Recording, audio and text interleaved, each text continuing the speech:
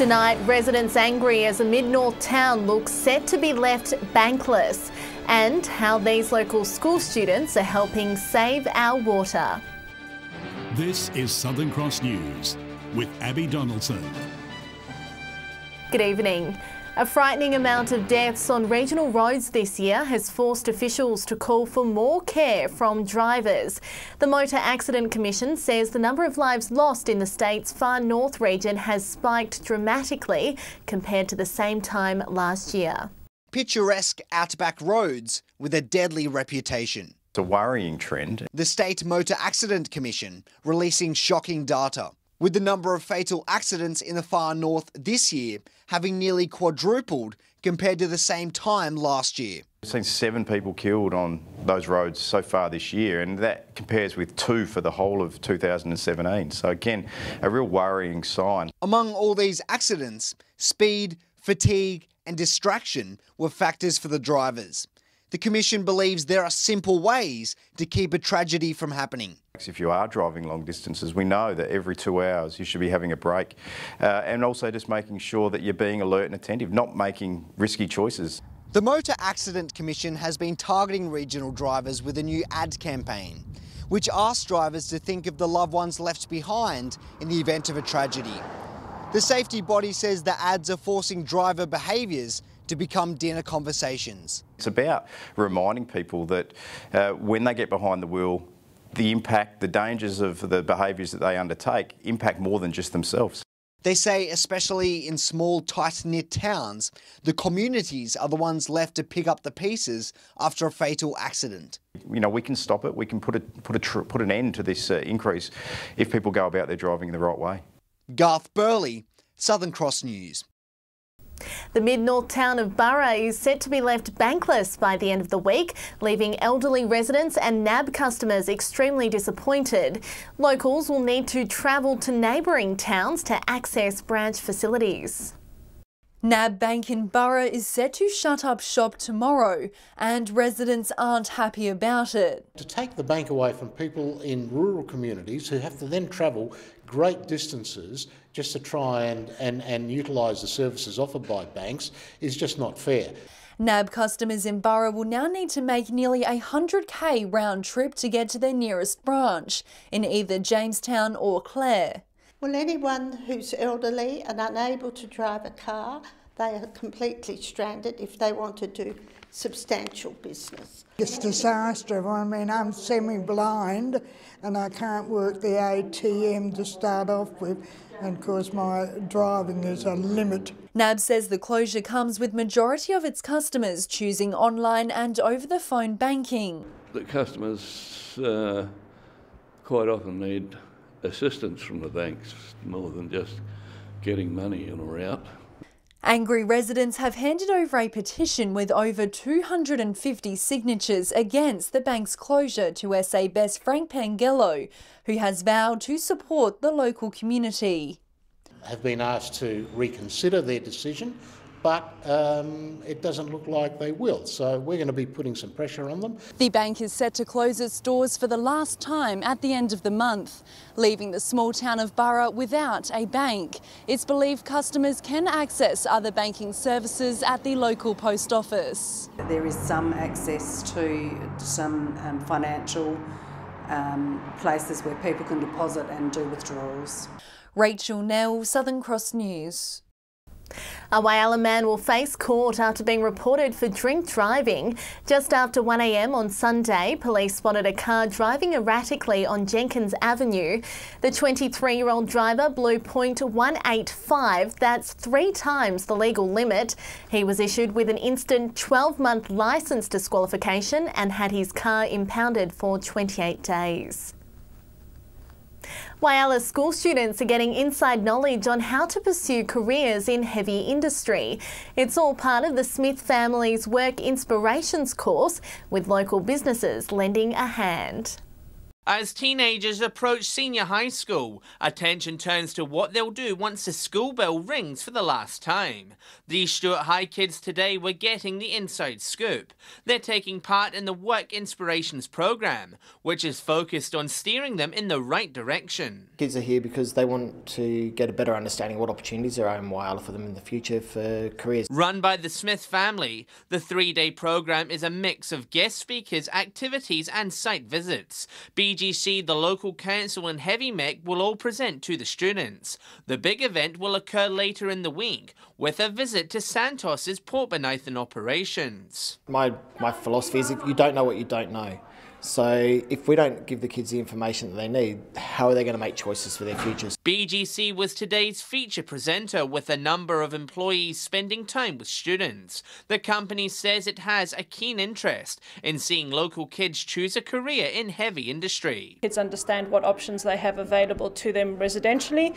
That way they can stay in Whyalla and help develop themselves as well as the community. And the kids themselves are pleased to be learning what Whyalla has to offer. Coming out here would open a lot of different industries, different pathways. This has helped me clear up and give me better options or new options for what I want to do. John Hunt, Southern Cross News.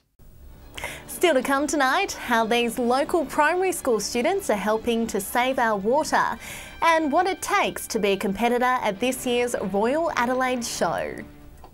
Those interested in running for Port Augusta's council elections are being encouraged to attend a candidate information session. It's hoped it'll give aspiring citizens the tools they need to get their name on the ballot paper. Despite living in the Port Augusta community his whole life, Deputy Mayor Brett Benbow had no desire to run for local government, until a bad motorcycle accident in 2008 opened his eyes to the possibility. And I happened to be laying on the lounge and read the local paper and saw the elections come up, and I put my name in and successfully got in. Brett was more surprised than anyone when he got elected 2 terms ago, but says his time in local government has taught him so much. To understand the complexities of what's involved in council, the policies, the procedures. With elections nearing closer, the Port Augusta Council is holding information sessions for all prospective candidates. If you've got any interest whatsoever, that's the night to go and listen and learn and see what it's all about. The council says they'd like to see passionate community members come along and listen to what it takes to throw their hat in the ring for election. Yeah, stand up for the community and have your say for them, and that's what it's all about, to represent the local people. Garth Burley, Southern Cross News. Work on Whyalla Council's Age and Disability Master Plan is being ramped up. Council is taking ownership of the concept and wants locals' input into bringing the document to life. 2 years ago, Whyalla secured accreditation as an age and disability-friendly city from the WHO. It was a joint project between Council and the RDA, with an age and disability master plan also developed during that period.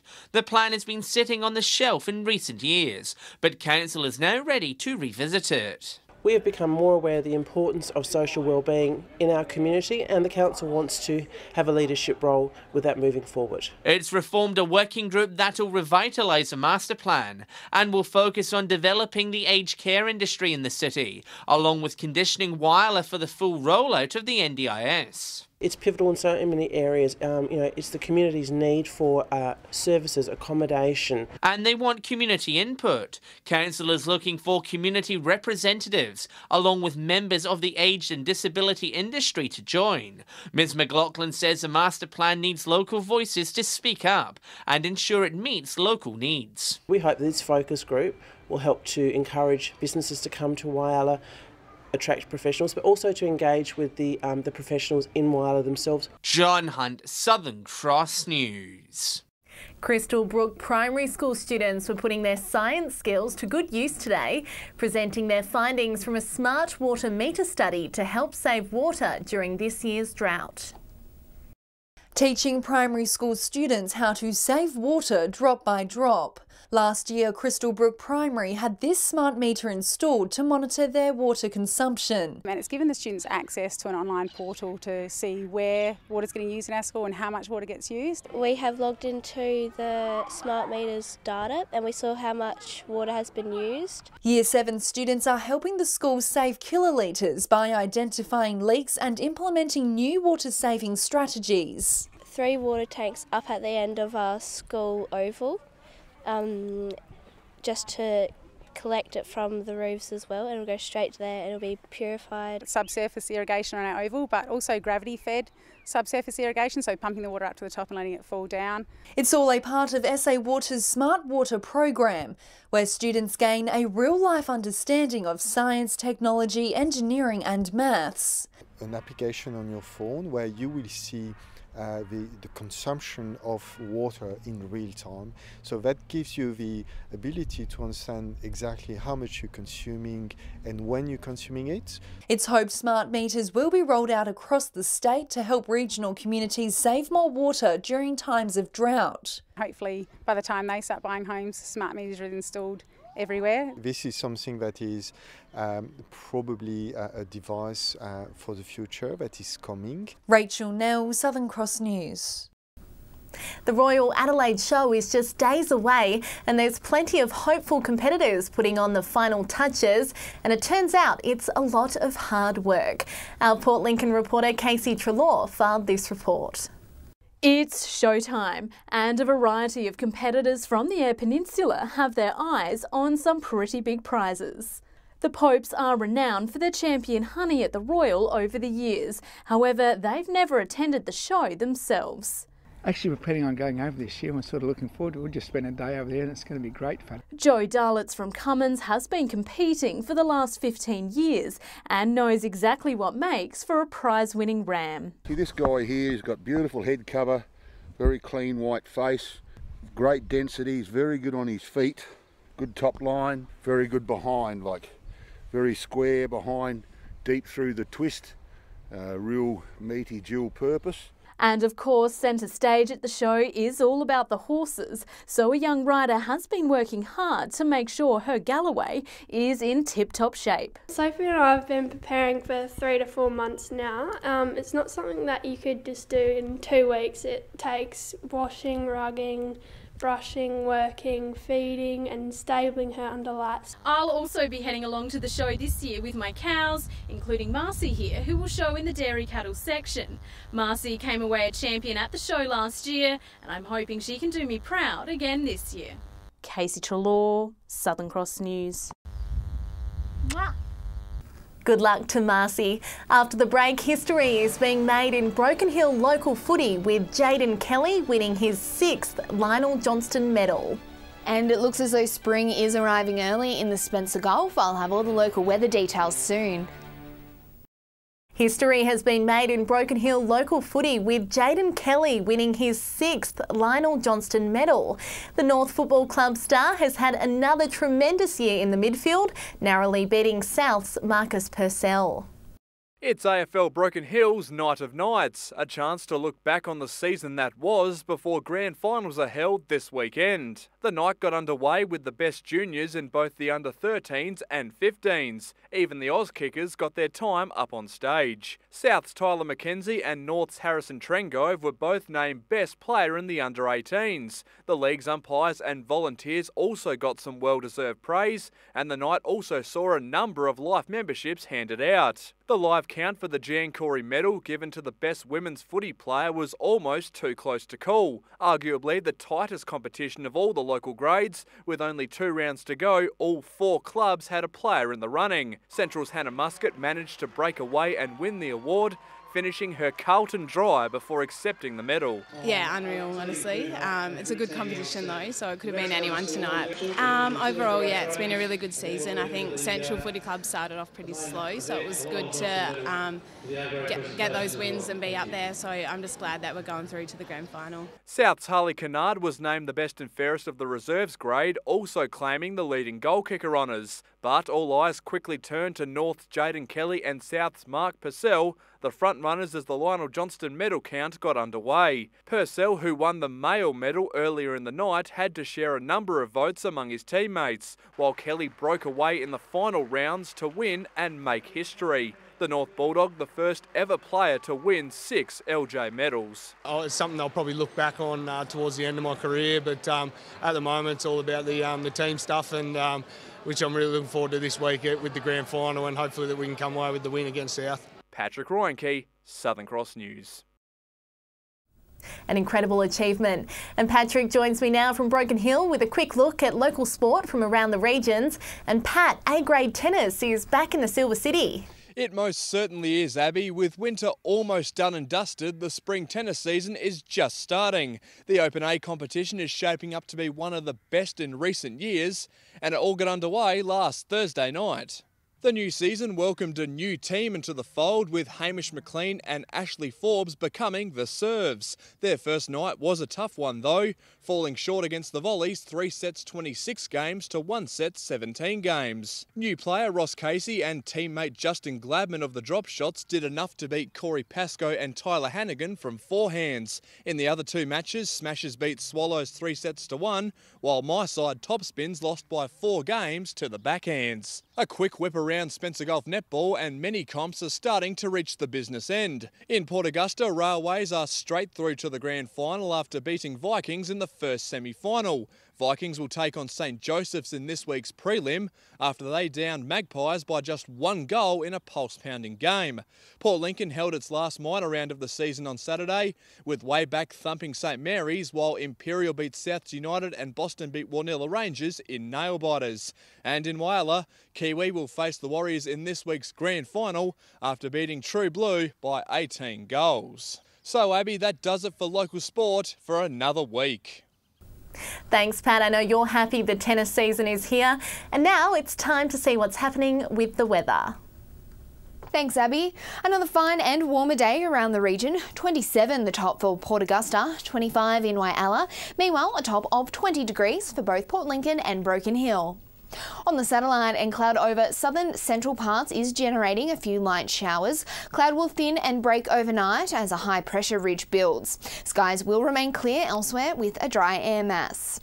If you're heading out on the waters tomorrow, northerly winds will shift northeasterly up to 30 knots, while seas will sit at 1.5 metres. For the early birds, sunrise is at 6:44, while it will set at 5:58. Winds are expected to pick up tomorrow, however maximum temperatures will remain very warm. A top of 28 for Port Augusta, Whyalla, Woodner and Corn, a fine 25 degrees for Broken Hill. The chance of showers developing leading into the weekend in Port Lincoln, with temperatures dipping into the mid-teens. Cleve and Woodner will also see some wet weather over the coming days, with maximum sitting between 15 and 20 degrees. Wet and windy conditions forecast for Whyalla on Thursday, with some showers predicted to hang around into Saturday, a top of 18 degrees. Showers should clear around Port Augusta by the weekend, heading for 19, and it will be a little cooler in Kadina, with the chance of showers settling in. Port Pirie will also expect wet and windy conditions, temperatures sitting in the high teens later this week. Clare will also cool down by the weekend, a maximum of 12 for Saturday. And in Broken Hill, after a windy 27 on Thursday, conditions should fine up by Saturday with a top of 18. So Abby, it looks as though we'll be enjoying some early springtime temperatures. Thanks, Amy, and that's all from the team this Tuesday. Have a great night.